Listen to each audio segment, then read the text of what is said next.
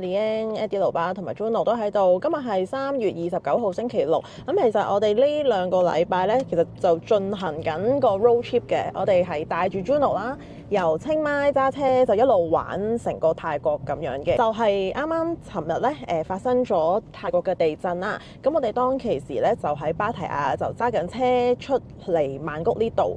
咁尋日都有少少嘅狀況啦。咁夜晚開咗 live 同大家我哋嘅觀眾朋友報平安啦，係啊，因為尋日都係我哋冇睇，即係太混亂、太忙亂嘅情況啦。主要都係即係同大家傾下偈先。過咗一晚啦，咁啊整理翻少少資料，咁想 update 下大家而家嘅曼谷情況啦。住出去兜一兜，大概睇一睇，簡單睇一睇個情況係點嘅。咁講翻尋日嘅地震啦，喺緬甸嗰度有7點幾，好似夜晚已經變成8級嘅大地震，震到咧過到嚟曼谷呢度咧都有好大嘅震動。尋日 live 都有講過，點解咁遠嘅地方都會曼谷咁犀利嘅影響呢？咁又上網查到少少資料啦，因為曼谷係一個盆地，再加上佢土壤咧不嬲都係話有少少腍嘅，就會令到個震動個感覺係會比較大啦。個反應最嚴重就係興建中嗰個審計大樓就成棟係冧咗啦，一啲大樓啦有好多裂痕啊，出現危險啊。BTS 同 MRT 啲交通運輸咧都即刻關閉，好多商場咧都關閉，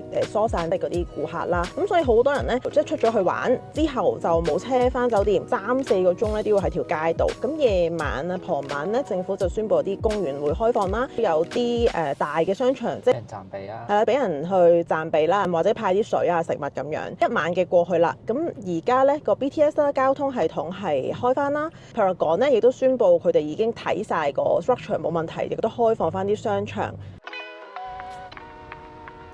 我哋咧就由酒店嘅石塘區揸車出去 Central Road， 咁途經咧 Lompuni 嘅商業區。正常星期六中午咧應該都幾塞車嘅，但係成條路咧都比平時冷清，好少車，非常之順暢。咁沿途咧就經過瀋央嘅舊區啦，路邊嘅車仔檔賣嘅嘢食都有擺賣啦，但係一啲鋪頭小店咧就冇開門。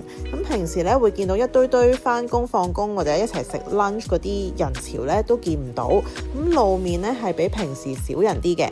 我哋大約10幾分鐘咧就直出到去四面佛 Central Road 嗰個位。咁 Central Road 嘅停車場入口係完全冇塞過，呢個真係非常罕見。而家咧嚟到四面佛嗰個十字路口啦，我哋喺天橋上面。咁頭先咧一路車程過嚟，我哋喺商業區嗰邊啦，一路揸車過嚟。咁真係明顯比平時少咗好多車嘅。平時如果星期六中午應該都塞塞地咁樣，頭先都算即係慢駛暢順啦。咁出到嚟咧四面佛有開放啦，有好多嘅朋友拜神啦。商場 Central World 照常開放。即係咁多遊客都要揾地方食嘢啊、行下咁樣，咁但係就平靜嘅，大家都最擠塞嘅呢個十字路口呢，都唔係太塞車啦，只係少少多車慢駛冇塞到嘅，都算好快㗎咯喎，算行得好快㗎啦，比平時。我諗尋日嗰啲市民如非必要都冇再出嚟啦，因為大家都應該安守喺屋企啦。咁主要而家都係一啲遊客行下出嚟食下嘢咁樣咯。入到商場咧，主要人流就喺餐廳層，最受歡迎嘅咧都係泰菜餐廳，都要輪候10張台左右先等到。咁眼望咧都係一啲遊客比較多啦，本地人就會少啲。平時星期六日咧會見到好多泰國嘅家庭一齊出嚟食嘢，咁今日就真係見唔到啦。咁相信咧都係聽到政府嘅呼籲，就唔好去人多擠迫嘅地方，留守咗喺屋企度休息。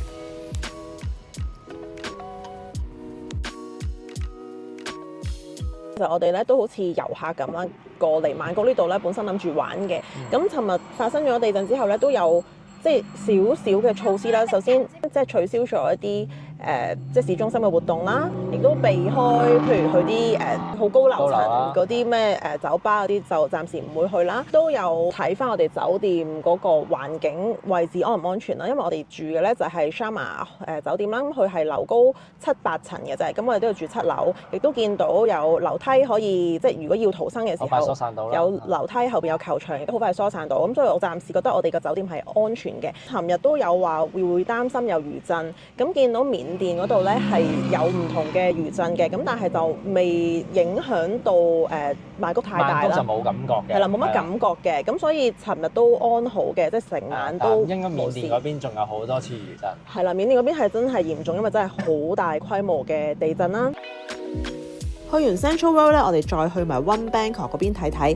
咁主要咧，我哋就想去超市度買定啲水同埋食物啦。咁星期六下晝超市嘅情況都真係好少人，買餸啊、肉類、菜類嘅 counter 咧都見唔到太多嘅泰國人啦。上埋餐廳層度睇啦，咁雖然呢個商場咧暫時都唔算好旺場，咁但係相信星期六應該平時係唔會咁冷清嘅。咁某一兩間餐廳要排隊啦，其他就比較疏落啦。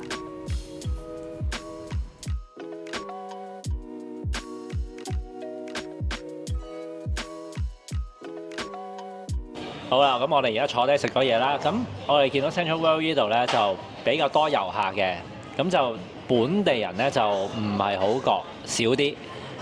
咁同埋講翻地震啦，有冇餘震啦？咁啊，曼谷就我哋感受唔到嘅餘震。清邁我哋喺清邁嘅朋友咧都感受唔到。喺緬甸嗰邊係有餘震，係都幾多次下嘅。咁如果係即係好似我哋咁樣旅遊中啦，而家或者將會呢幾日嚟旅遊咧，暫時唔使太擔心。如果取消唔到行程嘅話，因為 BTS 開翻啦，咁市面都正常，即係平靜啲。但係都係要alert啲啦，小心啲啦。出去食完嘢啊，咁可能行一陣咁，你就翻去咯。係要留意可能大廈結構嗰啲，即係我諗大商場大型嘅就會安心嘅，佢哋都 check 過晒。咁佢哋都有公佈嘅，即係譬如 Central World 啊、柏勒港嗰啲，佢哋公佈佢哋個 structure 冇問題，咁嗰啲就可以安心啲咯。咁但係如果當你哋發現仲有地震，咁大家都小心啲，要疏散啦。係啦，咁我哋今日 update 係咁多先啦，我哋翻去剪片，今晚就出啦。咁希望全部人都平安冇事，冇再地震發生就最好啦。